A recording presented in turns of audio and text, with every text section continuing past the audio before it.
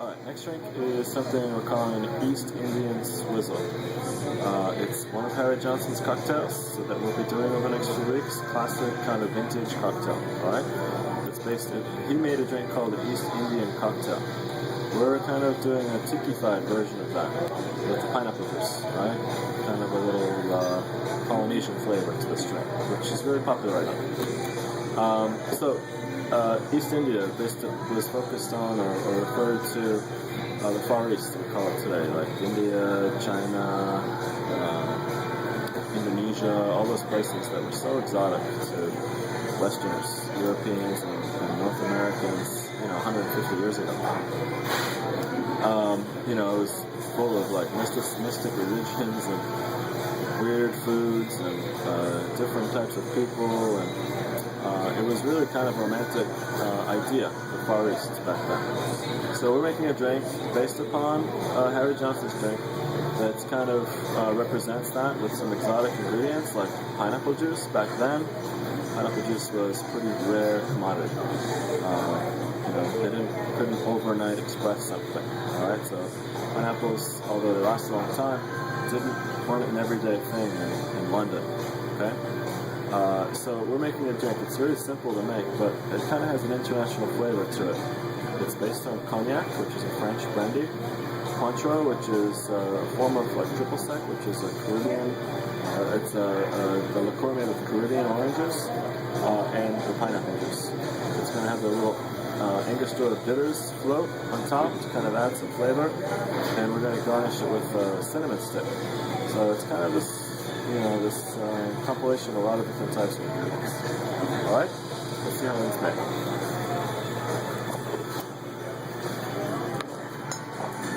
We'll begin the East Indian Swizzle build with a chilled Collins glass. We can either chill those in the freezer, or we can chill them bar side with club soda and ice.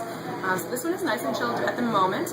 We'll be using again the Cointreau, the Courvoisier, and the pineapple juice. So once it's nice and chilled, we'll dump, and we'll begin by adding all of the ingredients except for the bitters and the cinnamon stick to the glass. So this uses an ounce and a half of the cognac.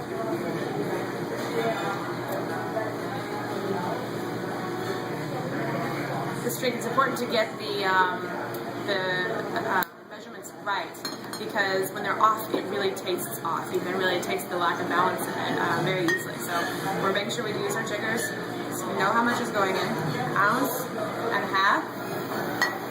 Pardon me, that is not right. This is a half ounce.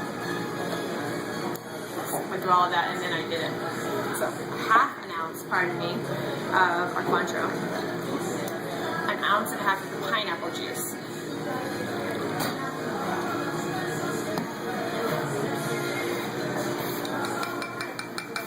We'll give those a little stir, and then we'll begin adding our ice. Add a little bit at first, and we'll start to swizzle. So you notice that the bar spoon has this nice sort of twist to it, and that is to sort of help facilitate the swizzling of the cocktail. We're going to swizzle for a while. We want there to get a little bit of, not so much ice, a little bit of ice at first. We want there to be a little bit of condensation on the outside of the glass. Pineapple juice, whenever you shake it or you swizzle it or anything like that, it becomes really foamy. If you've ever made any shots or anything like that with the pineapple juice, if you shake it really hard, you'll notice that you usually get a good quarter of an inch or so of foam on that. That's great, because that's one of those things when you get your nose done into, you'll be able to smell it. It helps with the Angostura flow, it helps the Angostura bitters stay right on top, and it really makes for a pretty cocktail.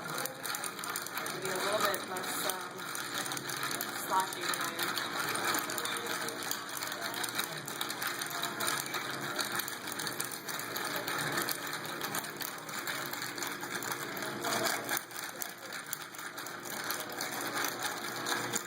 Once you see that nice bit of foam at the top, go ahead and add the rest of your ice. Shake. See, the foam stays pretty with it. It's still nice and on top there. 2 dashes of the Angostura bitters. And we learned about the Angostura bitters, Venezuela, let's see. And then our cinnamon stick. So again, invoking the trade, cinnamon was one of the spices that was a very important spice, and so add that right to the top. So just like that, no straw, we have the East Indian Swizzle.